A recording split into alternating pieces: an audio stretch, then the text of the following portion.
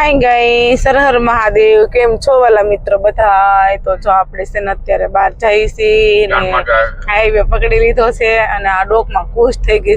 હાળી પણ નવરાય નહીં મળતી મારા વાલા. મારે શું કરવું એમ ખુશ થઈ ગઈ છે. તો આપણે છે ને જઈએ છીએ બહાર. તો આપણે હાઈવે તો પકડી લીધો છે. હું તમને બતાવું છું કે આપણે હાઈવે પકડી લીધો છે. કેમ કે મારા કેમેરાનું બટન છે ને પછી પાછળ નથી થતું, સિસ્ટમ ફરી ગઈ છે, અપડેટ લાગ્યું છે ને. તો તમે જોઈ શકો છો કે આટલું ટ્રાફિક છે. તો અમે બે રસ્તા આમથી આમ ગોઈતા પણ રસ્તામાં ક્યાંય જવાય એમ હતું નહીં. તોય ફાઇનલી અમારે ટ્રાફિકમાં જવું પડ્યું. કેમ કે ગામડાના અંદર રસ્તા લીધા કે કીધું આપણે શોર્ટકટમાં વૈયા જાવી એમ, પણ તો શોર્ટકટ તો ન થયું એટલે હાઈવે પકડી લીધો છે. અને આ ઠંડીનો થોડોક માહોલ પણ વધારે છે. સ્વેટર ને એવું તો લીધું નથી, કીધું કે કોણ હાચવે એમ એક દિવસ માટે બધું ભેગું ગાડીમાં હોય તો કાચ બંધ હોય એટલે ઠંડી પણ લાગે નહીં. અત્યારે આપણે એસી તો જોઈ નહીં, ઉનાળો હોય તો એસી આપણે ફૂલે ફૂલ જોઈ. તો આપણે આગળ જઈએ છીએ ને હવે પેટ પૂજા કરશું. ઘરે ભાખરી તો ખાધી જ છે, સવારનો બ્લોક લેવાનો છે ને સમય નોર્યો. આજે ઉઠાતા પણ મોડા ને ફટાફટ પતિદેવને નવરાઈ ધોરાઈ ત્યાર કર્યા, ઘરનું કામ કર્યું અને રેડી થઈ ગયા. ડેન્ટિંગ બેન્ટિંગ કરીને આપણે હવે નીકળી ગયા છે. એમ આપણે સાડી પહેરવા નથી પણ એટલી ઉતાવળ થઈ ને તો સાડી ન પહેરવાની, કેમ કે સાડી પહેરતા થોડી વાર લાગે. એટલે ફટાફટ આપણે ડ્રેસ પહેરી લીધો છે અને આપણે નીકળી ગયા છે. તો આપણે નાસ્તો કરવા માટે અહીંયા આવતા રહ્યા છે શક્તિ કાઠિયાવાડી હોટલમાં. તો જોઈએ આપણે નાસ્તામાં શું લીધું છે. અહીંયા આપણે જોઈ લેવી કે આપણે ભાવે એ વસ્તુ છે કે નથી એમ.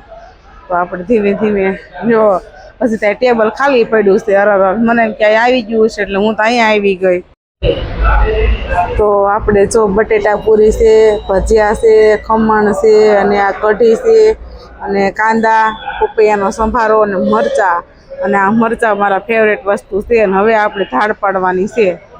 જો આ ગાડી અમે છે ને અમારી પાર્કિંગ કરી હતી. તો મારા હસબન્ડ સૂતા હતા તો એની માથે જો મંકી આવી બેસી ગયો ને તો અમે બધા બેસી ગયા કે ક્યાંક ગાડીમાં બધી વસ્તુ લઈને વહી જાય ન હોય અને મારા હસબન્ડને ક્યાંય નુકસાન ન પુગાડે. તો તમે જોઈ શકો છો. તો આ ગાડી અમારી પડી છે નીચે, એની ઉપર મંકી. પેલા ગાડી ઉપર આવ્યો, પછી હોટલવાળા ભાઈ એને ઈશારો કર્યો ને તો ઉપર વહી ગયો. બોલો કેટલી એને સમજણ છે, આપણે માણા જ નથી સમજતા. આપણે ફાઇનલી અત્યારે હવે હાઈવે પહોંચ્યા છે. ભરૂચનો હાઈવે આપણે એક્સપ્રેસ 4 પટ્ટીનો પકડી લીધો છે. અને આ હાઈવેમાં તો એટલી મજા આવે ને ગાડીમાં બેસવાની, ગાડી હાંકવાની, પેટમાં પાણી ન લે. કેમ કે આ હાઈવે ઉપર બહુ જવર બે કરી છે. હું દિલ્હી પણ જાતી કે નહીં મારા હસબન્ડને લઈને. તો આ હાઈવે ઉપર આ તો છે જ આપણે અહીંયા રસ્તામાં કારક ખાડા કડ નડે. જ્યારે દિલ્હીના એક્સપ્રેસ હાઈવે છે ને કંઈ ન ઘટે. આગળ ગાડીમાં ગ્લાસ ભરીને મૂકી દો, પાણી ટીપું ન લે. કેમ કે મેં ખુદ અખતરો કરેલો છે એટલે હું ગેરંટી ઠોકીને કહી શકું કે એટલો મસ્ત હાઈવે છે. તો થેન્ક યુ મોદી સાહેબને, કે મોદી સાહેબના આવવાથી દેશનો વિકાસ પણ વધારે થઈ રહ્યો છે અને રસ્તા પણ અત્યારે સારા થઈ રહ્યા છે. અને આ બ્રિજ બનાવ્યા પછી તો લોકોનો સમય પણ એટલો બચી જાય છે કે ટ્રાફિકમાં ઓછું ઊભું રહેવું પડે છે. ફટાફટ જો તમે જોવો છો ને ગાડી કેટલી સ્પીડથી વહી ગઈ. તો thank you so much Modi સરકારને. તો આ મસ્ત રોડ બનાવવા માટે આપણે અત્યારે ડભાણ પહોંચી ગયા છે અને અનમોલ રેસ્ટોરન્ટની અંદર આપણે અત્યારે બપોરા કરવાના છે, લંચ ડિનર કરવાના છે. તો આપણે અહીંયા વેટ કરી છે, ગાડીને રેસ્ટ આપ્યો છે અને પતિદેવને પણ રેસ્ટની જરૂર હતી એટલે આરામ કરતા હતા. તો આપણે હવે જમવામાં ઓર્ડર આપી દીધો છે. જોઈ પછી આપણે શું મગાવીએ છીએ.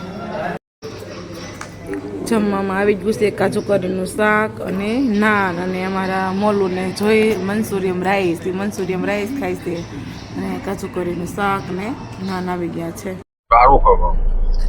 હવે આપણે જો નાસ્તો કરીને અને ખાઈ લીધી છે મારી ફેવરેટ ચોકલેટ. અને આ એક ચોકલેટ ફેવરેટ છે મને, અને કિસમિસ. આ બે ચોકલેટ મારી ફેવરેટ છે. તો આપણે ઘણી વાર નાના છોકરાને પડી ચોકલેટ ખાય. કોણ ભાવ ચોકલેટ કહેજો મને કોમેન્ટમાં.